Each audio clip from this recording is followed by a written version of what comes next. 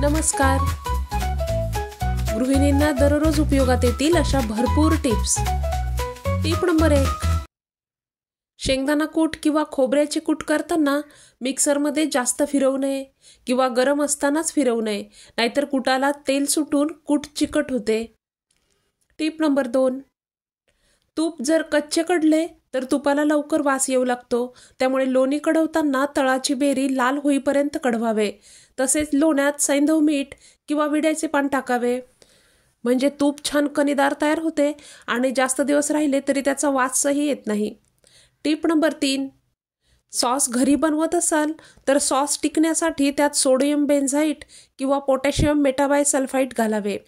मेटाबायसल्फाईटला उग्र वास जास्त असतो, सोडियम बेन्झाईटला वास कमी असतो व चवही त्यामुळे वेगळी लागत नाही.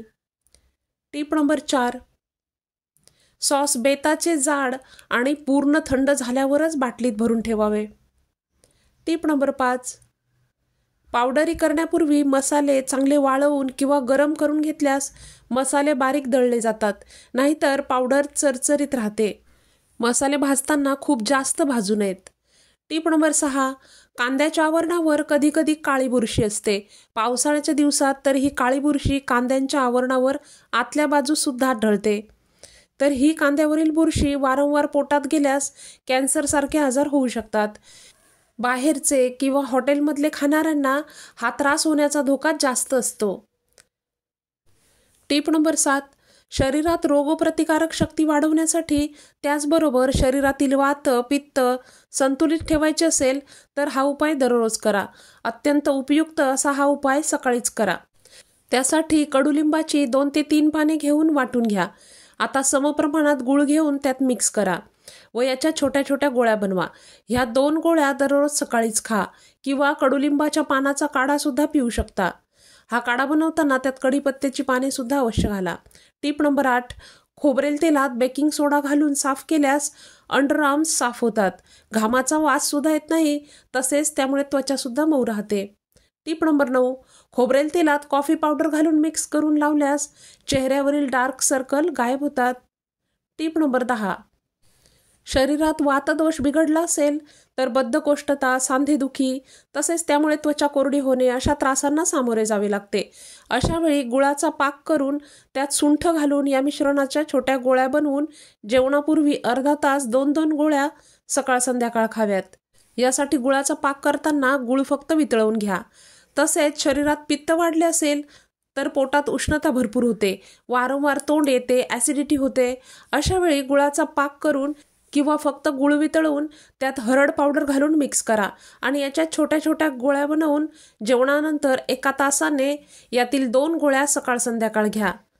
त्यामुळे पित्ताचे वरील त्रास होत नाहीत. आणि जर शरीरात कफ जास्त असेल तर आळस येतो, लठ्ठपणा वाढतो, तसेच सर्दी खोकला सुद्धा वारंवार होत असेल तर गुळाचा एक छोटा तुकडा व आल्याचा तेवढाच तुकडा घेऊन चावून चावून खाल्ल्यास आराम मिळतो. Tip number 11. वारंवार लघवीस जावे लागत असेल किंवा युरिन होल्ड करता येत नसेल तर साध्या शिंकण्याने सुद्धा युरिन लीक होते. कधी कधी थेंब थेंब लघवी होत राहते व आपल्याला हे कळत देखील नाही. हा त्रास प्रौढांमध्ये जास्त आढळतो. अशा वेळी इन्फेक्शनचा धोका सुद्धा वाढतो. त्यामुळेच या 2 गोष्टी तुमच्या आहारात नक्कीच सामील करा. त्यामुळे महिन्याभरातच औषध तसेच गोळ्यांची हा प्रॉब्लेम दूर होतो. यासाठी चांगल्या प्रतीची 4-5 खारीक घ्या. या खारका दररोज रात्री दुधात भिजत ठेवा. त्यातच केशराच्या 3-4 काड्या सुद्धा घाला. सकाळीच उठल्यावर या खारका चावून चावून खा व दूधही पिऊन टाका. दूध गरम असेल तर खारका छान भिजतात. त्याचबरोबर पाव टीस्पून हलीम किंवा अळीव दररोज रात्री पाण्यात भिजत घाला व सकाळीच गुळासोबत चावून चावून खा. लघवीच्या या त्रासापासून महिन्याभरातच मुक्ती मिळते. Tip number 12. डोळ्यांखाली गोलाकार सूज असेल आणि पूर्ण दिवसभर ही सूज अशीच राहत असेल तर हा उपाय केल्याने त्यातील फॅट आणि पाणी निघून जाते व फक्त 3 दिवस हा उपाय केल्याने डोळ्यांखालची सूज पूर्णपणे निघून जाते. त्यासाठी 2 ते 3 तमालपत्र आणि 1 चमचाभर धणे 1 ग्लासभर पाण्यात उकळून घ्या. पाणी अर्धा ग्लास राहील एवढे उकळावे. या पाण्याला थंड करून घोट प्यावे. दिवसभरात 2 ते 3 वेळेस असे करा आणि असे 2 ते 3 दिवस हा उपाय करा. कफामुळे होणारा हा त्रास पूर्णपणे निघून जातो. Tip number 13. लहान मुलांची कफ प्रवृत्ती असेल तर त्यांना वारंवार सर्दी खोकला होतो। यासाठी 1 लिटर पाण्यात 10-12 तुळशीची पाने उकळून घ्या। आता हे पाणी त्यांना दिवसभर पिण्यासाठी द्या। त्यामुळे कफ बनणं कमी होऊ लागतं आणि प्रतिकारशक्ती सुद्धा वाढते। टिप नंबर 14, मूळव्याधीवर हा उपाय कधी करून बघितला का? मूळव्याधीवर अनेक उपाय सांगितले जातात, त्यातील हा उपाय सुद्धा अतिशय गुणकारी आणि वैद्यांनी सांगितलेला आहे। कमळाच्या पानाचा छोटासा तुकडा घेऊन त्यावर लोणी व खडीसाखर घालून खाल्ल्यास रक्ती मूळव्याधीमध्ये बराच आराम मिळतो। टिप नंबर 15, तळहाताला किंवा तळपायाला खूप घाम येत असेल, अगदी पेन हातात धरल्यावर किंवा पायात चप्पल घातल्यावर सुद्धा पेन किंवा चप्पल ओली होते। शरीरात उष्णता अधिक वाढली असेल किंवा अतिविचार करण्याची सवय असेल तरी सुद्धा घाम येण्याची ही समस्या असते। यासाठी कुळथाचे पीठ भिजवून ते तळहातावर व तळपायांवर लावून ठेवावे। हे पीठ सुकले की धुवून टाकावे। असे केल्यास या त्रासापासून मुक्तता मिळते। टिप नंबर 16, जर हाडांमध्ये दुखत असेल तर राजमा आठवड्यातून 2 ते 3 वेळा आपल्या आहारात घेतला पाहिजे। त्यातील कॅल्शियममुळे हाडे मजबूत होतात। त्याचबरोबर सकाळच्या कोवळ्या उन्हात बसल्यामुळे सुद्धा हाडे मजबूत होतात।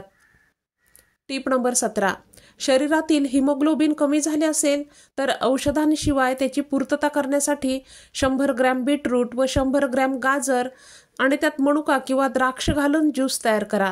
हा रस न गाळता सकाळीच पिल्यास हिमोग्लोबिनची पूर्तता होते। टिप नंबर 18, पायाच्या तळव्यांवर विक्स लावून झोपल्यामुळे छातीतील कफ निघून जातो। टिप नंबर 19, ब्रेस्ट कॅन्सरचे निदान झाले असेल तर स्तनातील गाठी या उपचाराने वितळून जातील। यासाठी खायचा चुना दह्यात मिसळून सकाळीच खा। चुन्यामुळे शरीरात कुठल्याही प्रकारची गाठ असेल तर ती निघून जाते। टिप नंबर 20, खोबरेल तेलात तुरटी मिसळून दररोज रात्री चेहऱ्यावर लावून झोपल्यास चेहऱ्यावरील पिंपल्स साफ होतात। तसेच त्वचा टाईट होते आणि त्यामुळे सुरकुत्या सुद्धा कमी होतात। त्वचेवरील कोरडेपणा सुद्धा यामुळे दूर होतो आणि त्वचा उजळते। तर या होत्या आजच्या टिप्स। आजच्या टिप्स तुम्हाला आवडल्या असतील तर ह्या जास्तीत जास्त इतरांसोबत शेअर करा। तसेच अशा नवनवीन टिप्स तुम्हाला हव्या असतील आणि चॅनलला सबस्क्राईब केलं नसेल तर चॅनलला प्लीज सबस्क्राईब करा। तसेच शेजारील बेल आयकॉन सुद्धा प्रेस करा, म्हणजे चॅनलवर अपलोड झालेल्या नवीन व्हिडिओचं नोटिफिकेशन ताबडतोब तुमच्यापर्यंत पोहोचेल। पुन्हा भेटूयात। धन्यवाद।